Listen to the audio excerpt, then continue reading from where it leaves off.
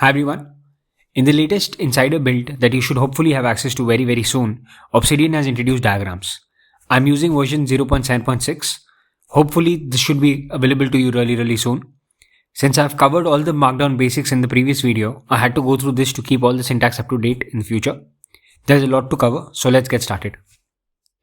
Alright, so let's get started. The very first thing we'll do is we'll create a new file. We'll name it diagrams. Now, I like to start with pie charts. So let's start with pie charts first. To get started with any diagram in Obsidian, you need to have 3 backticks and you need to put mermaid and then end it with 3 backticks, very similar to how we do code blocks. And inside that, I'm going to put pie title and the title will be users. Now we're going to give our parameters. The first parameter is mobile. Let's just say mobile is 50%. And then we'll do desktop. Desktop we'll say is 40%. And after that we'll do finally tablets. And the tablet will be, let's say 10%. Let me just fix that a little. Let's change 55, let's make it 55.9 and let's make it 40.1.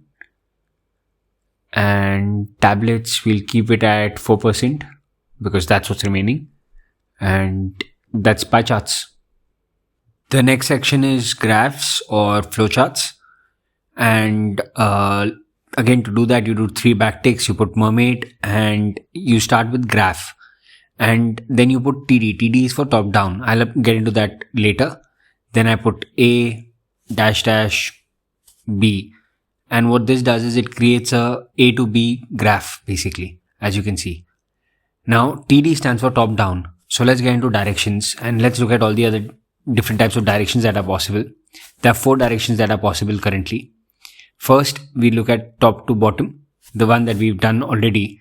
But what you can do is, so after adding 3 backticks, mermaid, graph, and we'll put TD. Now, I'll just explain another option that you have basically instead of TD. So A to B, and instead of TD, what you can do is you can get rid of TD and you can make it TB. It's the exact same thing. You'll understand why TB is easier.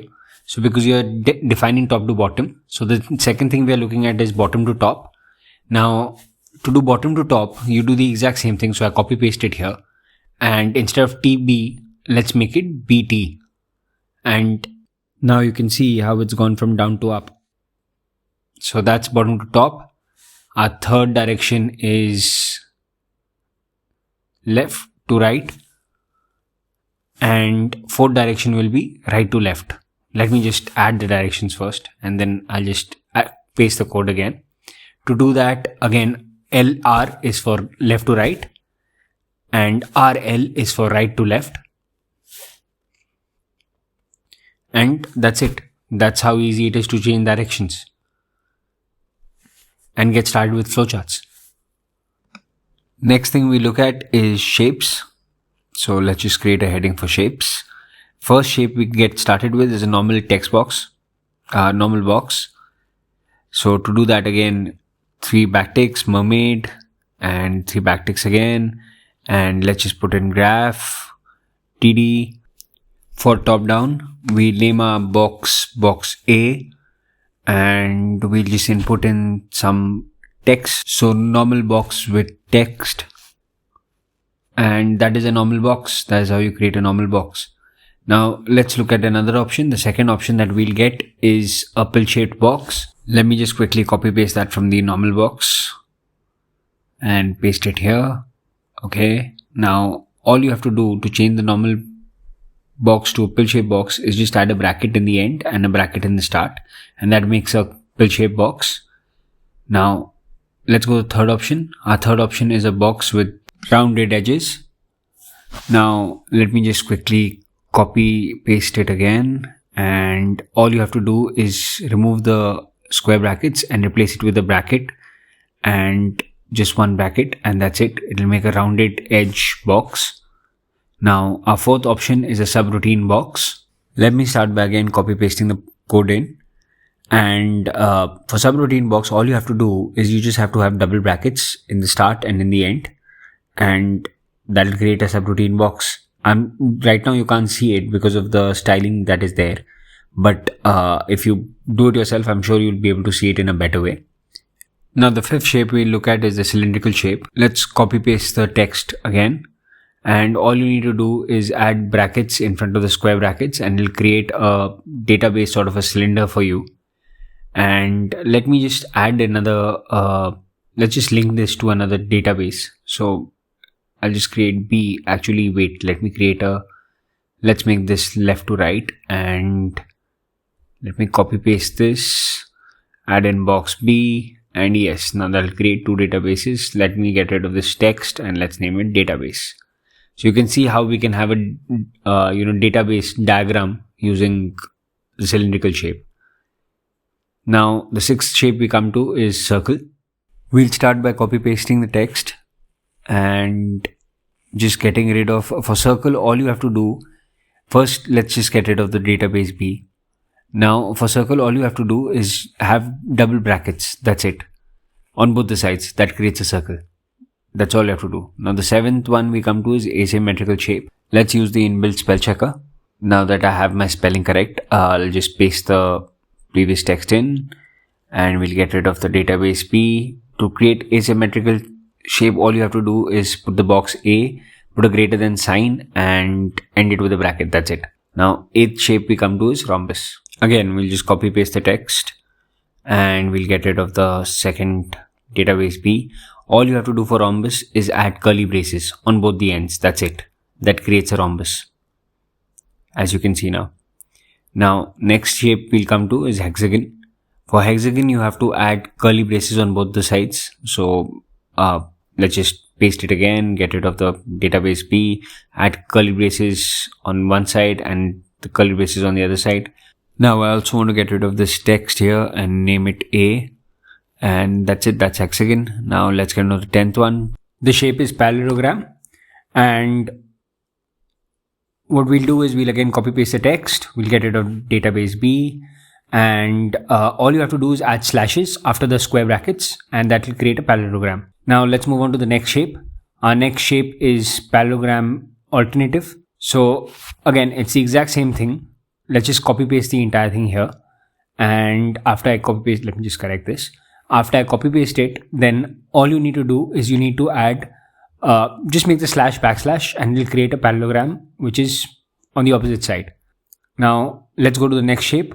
Next shape again, as you have already seen above, is trapezoid, and let's add the 13th one as well. That'll be trapezoid alternative, and we'll be done with shapes after that.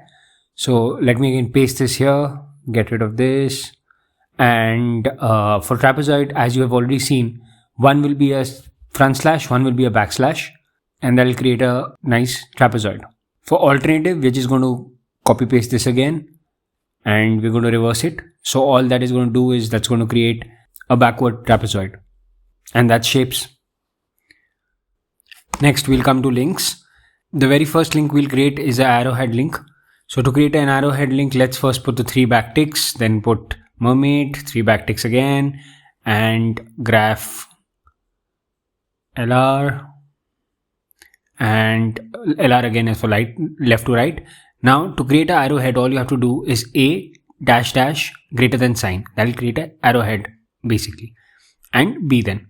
Second one we come to is now called an open link. Open link is basically the same arrowhead without the greater than sign. So you just put 3 dashes, and as you can see, it creates an open link. Third one we come to is a text on link. So all you do for text on link is let's first paste the text from above and add 2 dashes. Now between 2 dashes, we'll just have a text that we want to input, and as you can see the text in between A and B. Now the fourth option we have is dotted link. For dotted link, we'll again first paste the text, and all we have to do is just add dot in the center. That's it. Next option we come to is dotted link with text. So all you have to do, let me just copy paste the thing again, and in between the hyphens, we'll add 2 dots, and we'll just put in text, and whatever text you want can come here. Very simple. Next, And final option is thick line. So for thick link, all you have to do is get rid of hyphens and add two equal to signs, and that creates a thick link. And that's it. I think we've covered graphs completely, or flowcharts. Let's now look at the next option, which is Gantt charts. Now the syntax for Gantt charts is the same. You put 3 backticks followed by mermaid and 3 backticks below. Now instead of graph, we'll write Gantt, and we'll start with title. We'll give the title Productivity Guru Videos. I want to track my videos in the Gantt chart. Next, I'll add date format, and for date format, we'll choose DDMMYY, and section we'll call as Obsidian Basics. The last Obsidian Basics video was Markdown, so let's add Markdown. This is nothing but the title. Next, we'll put A1, and now the date we'll put as 04/07/2020. Then we'll give the duration 3 days, and as you can see, it's come. Now next we'll put is diagrams, this video, and we'll say after A1, comma, then we'll say 7/7/2020, the date today, and we'll give it 2 days duration. Next we'll come to, let's specify a next section. The next section will be other videos, and let's first make a example video. Let's put the date as 1st July 2020, and let's give it a duration of actually 5 days. And let's do video 2. Now video 2, I want to give a bigger duration to see how flexible Gantt charts is. So we'll give it today's date and 12 days. You can see that it's completely readjusted the UI. Now the next thing we come to is sequence diagram. To create a sequence diagram, let's just see the example on the website. So again, 3 backticks, mermaid, 3 backticks. We'll just put in sequence diagram over here in camel case. And now after that, we'll add Alice and 1 hyphen and greater than sign and John and semicolon and hello John, how are you? And below we'll have John, then again hyphen semicolon, greater than sign. This will create a dotted line basically. And we'll say Alice and great, and that's what creates a sequence diagram. I'm sorry, I have no idea what this is, so I'm just copying the exact example as given on the website. Now let's have a look at class diagram. Besides the backticks and mermaid syntax, the way you start a class diagram is by writing class diagram in camel case. And let's explicitly define a class. In this case, we'll explicitly define a class animal, and we'll define 2 classes via relationship between them.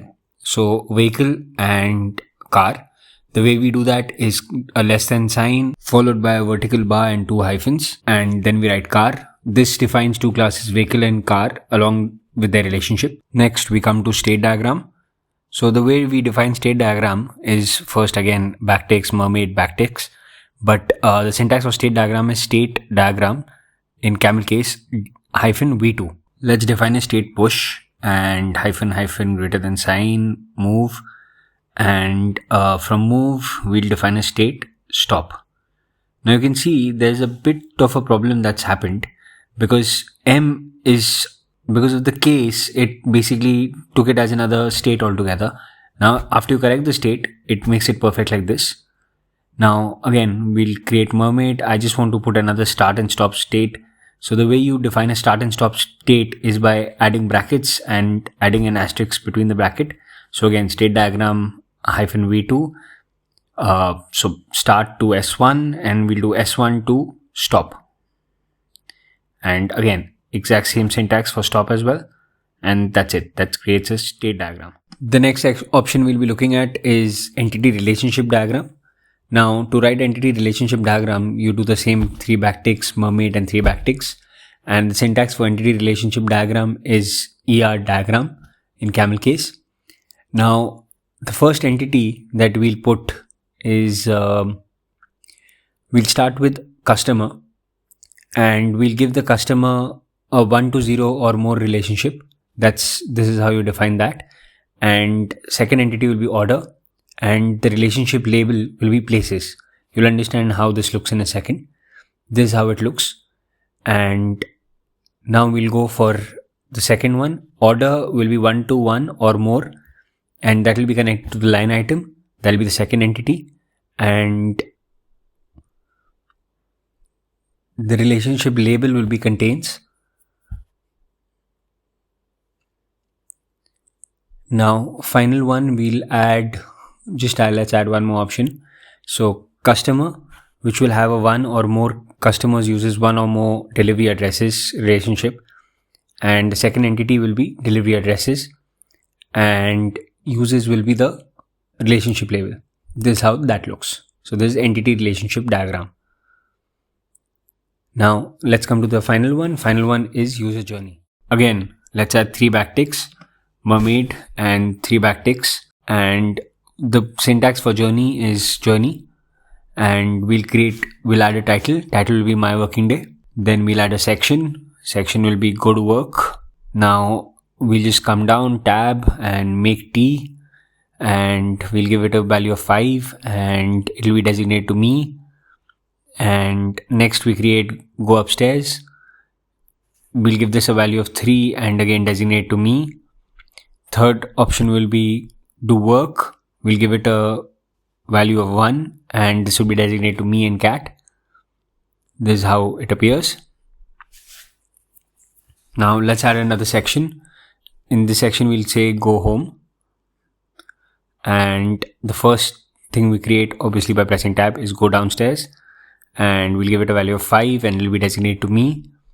And finally, sit down. We'll again give that also value of 5 and it will be designated to me. And that's how you create a user journey. This is a final diagram that's there. These are the final list of diagrams that are there. I've tried to cover as many as I can. Actually, I've covered all, but options for all diagrams are still there. So if you want to go more in depth into it, I'll be sharing a link below. Please make sure you see it. If you found this video helpful, please don't forget to like and subscribe to this channel. If you have any suggestions or feedback, please leave it down in the comments below. Thank you so much for watching.